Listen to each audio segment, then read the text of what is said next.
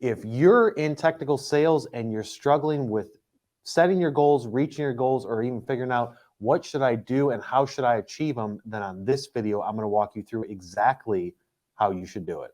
I had to switch up the flow, show you the way that it go. God is good, but his life is hard. But it gets better when you grind it small. I'm just really trying to leave a mark. We tired of being who they say we are. That's the baton, we gon' take it far. Always be real, we don't fake it all. Tired of 9 to 5, just make enough to survive.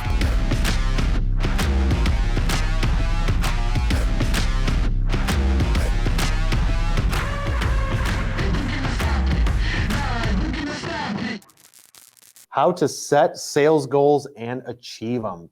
And I'm talking to you technical sales engineers out there, biz dev managers, anybody in industrial manufacturing, selling, SaaS, whatever it is, you technical sales people. The first thing that we're going to talk about is setting the goal. So when you guys have, like, I'm assuming that you already have a goal.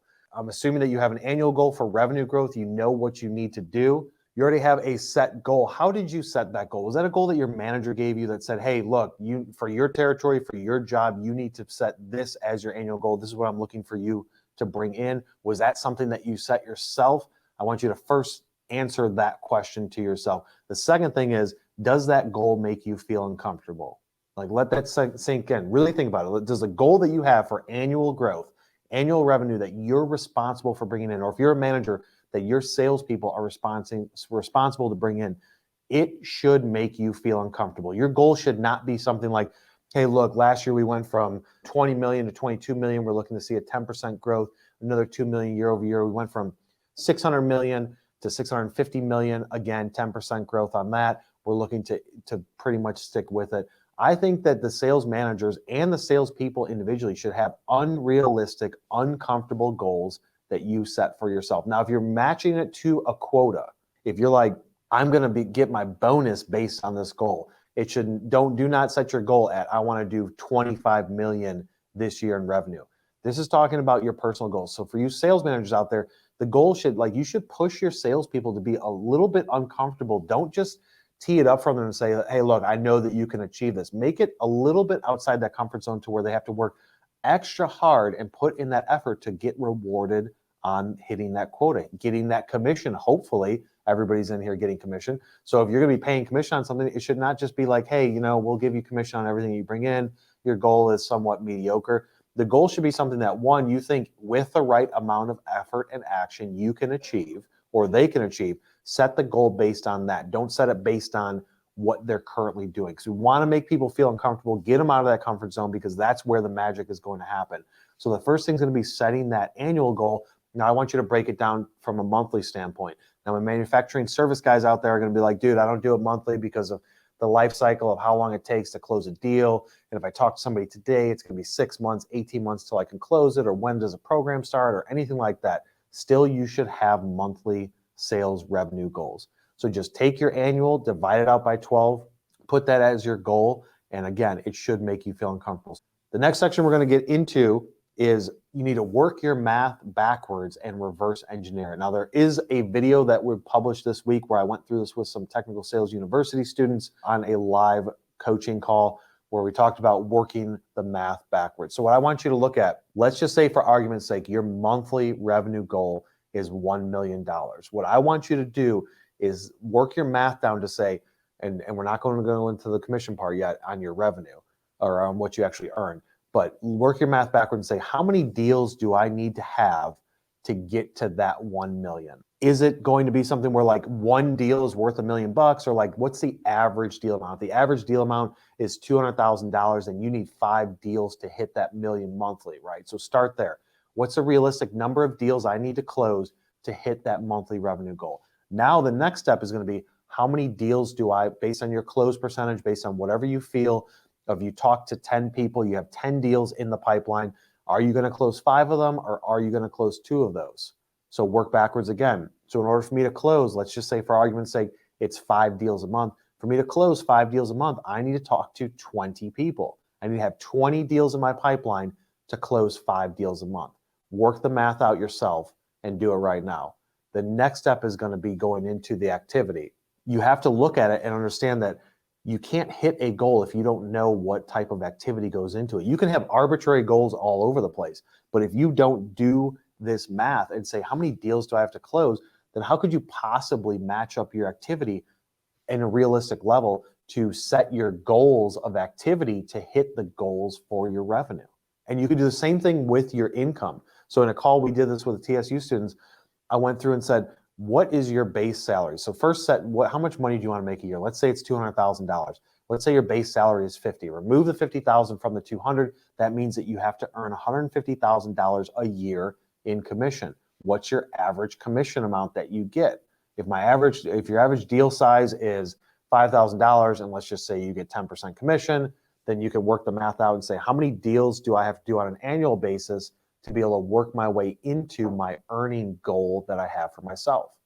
It's the same process you go through. You just do it at a higher level for your company revenue goals. So if you want to make 150 in commission, and if you get 10% commission, and if the average deal amount is $5,000, then that means that on a $5,000 deal, you're going to get $500. So you just have to multiply it out. If I want to make $150,000, divide it by 500, and that tells you how many deals in an annual level you have to do.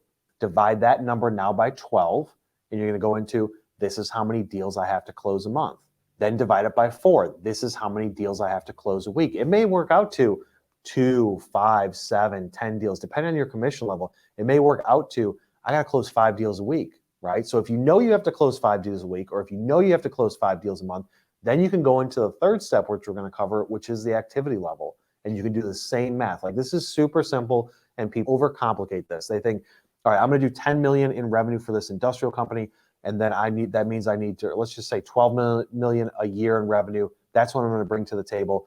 I'm going to divide it out by 12. That's $1 million a month in revenue that I have to generate. And then from there, you're going to have to figure out how many deals you have to work based on what a normal average deal amount is. But if you don't do that math, how could you possibly know how many calls, emails, LinkedIn connection requests, trade shows to attend? How could you possibly know what activity level you should have if you haven't worked your math backwards? So the third area we're going to talk about is setting your weekly activity, monthly activity goals, and how are you going to track them? So the first thing you have to look at is, we've already done the math on revenue goals. You've already done the math on your own personal income level goals. Now you want to look at how much activity do you have to put into the machine in order for you to get out the goals that you're seeking. The way that we do it is, you can look at it from a standpoint of, what is your marketing team set up like? Are people doing already email marketing automation?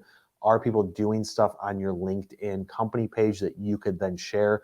But just work it out to say, we've got activity going on here. We don't have anybody helping us here, depending on your specific situation. But I would say, if you use a goal of, I want to make 500 phone calls a week, then you can work your math backwards from that. Do it for 2 weeks. Do it for 30 days. Make 500 phone calls a week and track all your data. If you call 100 people, how many people do you actually talk to? You should see something in the numbers of around 8 to maybe 15%. You can see all this breakdown, but 500 phone calls a week should net you around 40 to maybe 75, 80 conversations that you're going to have. Out of those 40 to 75 people that you talk to over that week, how many of them result into deals or opportunities or going to the next step? And then you can start to see week after week after week, to when you get to 30 days, you can say, all right, I made 2,000 phone calls. This is how many conversations I've had. This is how many opportunities that came from it. I sent out 100 LinkedIn connection requests. That should be your number every single week. That's what LinkedIn allows, 100 connection requests. You should hit your head on the ceiling of that limit every single week. If you don't, you've missed an opportunity. It does not roll over. It's set at 100 for right now. So every week you're sending out 100 LinkedIn connection requests. I would argue that every week you should send out about 300, depending on your network size. If you've got a network of 500, 1,000, and north of there in your LinkedIn network, and these people are relevant to your industry, you should be sending anywhere from 100, 200, 300 LinkedIn messages every single week. Now, you're not saying, hey, buy from me. Hey, let's set up a time to talk. You're trying to provide some sort of value. Hey, here's a video that we have. Hey, do you guys ever run into this issue? What's one issue that you're dealing with right now that you wish that your suppliers would take away from you? Don't just pitch them. Don't just send the same thing and attach a PDF, but sending 100 to 300 LinkedIn messages a week, map all that out. Now, how are you going to track that stuff? Whether you have HubSpot or whether you have Salesforce or whatever CRM system, you got to have something in place. You can do this in HubSpot for free if you just sign up for a free account, bring in contacts, and just work them through there to track the information. You don't have to send out email marketing through it. So if you're like, oh, my company doesn't have anything, we're super small, use any sort of free tools you can, but use a free tool that's going to be able to get you something when you're like, hey, this works. Now I want to pay for this. I'm going to pay 100, 200, 500 bucks a month for the service to really expand our capabilities. You got all that data tracked in there, but you have to track it somewhere, because if you don't, then how are you possibly going to be able to know if it's working? I want to know all of the details of the data. We do this with our team here. We do this for clients. We do this at TSU. You have to track your data, because you're not going to know what's working and what isn't. Maybe it comes down to you made 500 phone calls, you talked to this many people, you've done that week after week, you've been doing the LinkedIn stuff, and then after a month, you're like, hey, look, these opportunities, these leads, these conversations, these meetings that I have booked, these demos, whatever it is, majority of these, 80% of these have come through LinkedIn messages. Okay, so it's not going to be a linear relationship where if you just put 2 times the effort in, you're going to get 2 times the results out. But you can say, I'm going to take away a little bit of the calling. I'm going to reduce it from 500 to 300, and I'm going to make up that difference of activity and push it into this funnel with LinkedIn, and then track my results for the next 30 days. And then you can look at it and say, hey, how much of an increase did I see? Was this a seasonality thing? Was this just a timing thing? Am I still seeing the same results? And track everything on a weekly and monthly basis to be able to see, look, I'm trying to get to this goal up here. I'm trying to get to $1 million a month of revenue for my company. That's going to net me this much commission for my own personal income. I've been putting in this much activity of calls, emails, personal visits, cold visits, text messages, whatever it is. I'm putting in all this activity, and it yielded me these results. And then start to dissect those results. It's not ever a one size fit all. Everybody should do this. It works for any industry. You have to first put it in place, do it for 30 days. Look at the results. And I don't mean look at the results for the next 30 days. Look at the results quickly and make a decision quickly within a couple of days of analyzing that and say, here's my strategy for the next 30 days. I'm just going to reduce some areas, increase other areas. Or if you're a major hustler, then I would say keep doing everything and just increase the activity in the one that's working. If you're like, dude, on the phone, I can get so many demos booked on the phone. LinkedIn works well, but the phone, I'm crushing it. Okay, keep doing the LinkedIn stuff. Increase your calls by 100 a week. So go from 500 to 600, go from 300 to 400. Increase the level of activity and see what type of results you get. Do that over 30 days and then look at it again and rinse and repeat to where eventually for your specific situation, you should be able to see what is the trend right now at this moment in time. And for the industrial and manufacturing people, what they typically will do is like, this is what is gospel, and this is what I'm going to do for the next 3 years. But you can't look at that from that standpoint. Stuff changes. The market's going to change. The way people want to be talked to is going to change. Their availability is going to be changing. The platforms are going to be changing. So you have to look at it from a month-to-month basis. I'm going to cover these main areas, which are going to be phone calls, cold visits or personal visits, singular emails that you're sending to people, LinkedIn connection requests, LinkedIn following, and LinkedIn messages. So you want to hit all of those different areas and then track where do these people come from. Now, the last thing we're going to talk about is being held accountable, which you have to hold your sales team accountable. Or if you're a sales team of one and you don't have a manager, you're the manager and the salesperson, you have to hold yourself accountable. You have to look at your goals and say, I am committing right now. You don't have to wait until January 1st to do this. You can say right now on October 26th, when we're filming this, right now I'm making a commitment to where today I'm going to put these new goals in place and I'm going to start trying to achieve it. Because it all comes down to what is motivating you. Either you're motivated by the financial gain of commission that you're going to get, or you're motivated by helping your business grow, helping the company that you work for grow.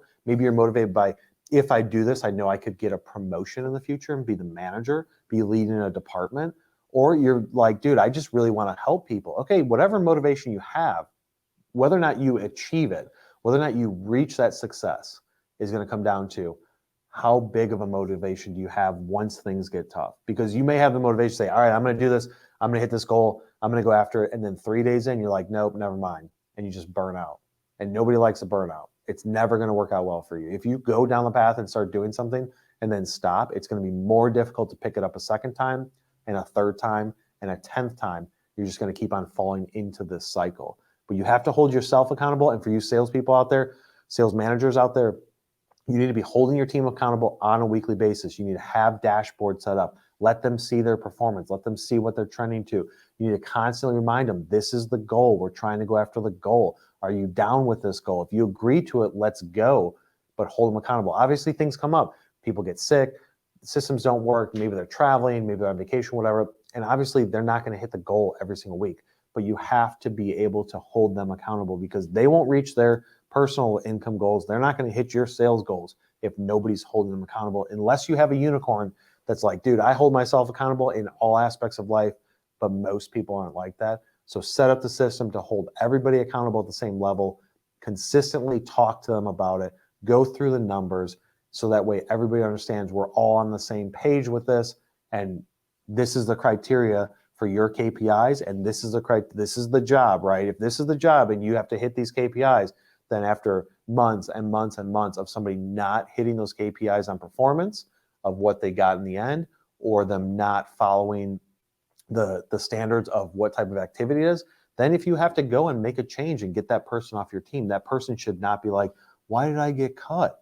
I was doing all these things. No, you weren't, right? But you have to make sure that they're aware of the goals. Guys, go over to the YouTube channel, subscribe to it, turn on notifications so that way you know every single time that we post a new video, and go check out the over 350 videos that we have up there already.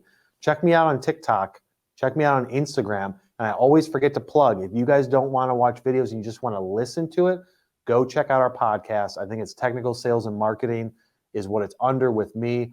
All of these episodes get uploaded to the podcast. So if you're down to just listen to audio, don't want to watch me on video, or want to do it while you're driving, go check out that podcast and subscribe to it. And if you get value out of it, guys, leave a review on it. That helps boost our channel and awareness. If you guys get value out of anything that I say, I just ask you to share it with somebody that you know to try and spread the word and help other people out. And we will see you on the next one.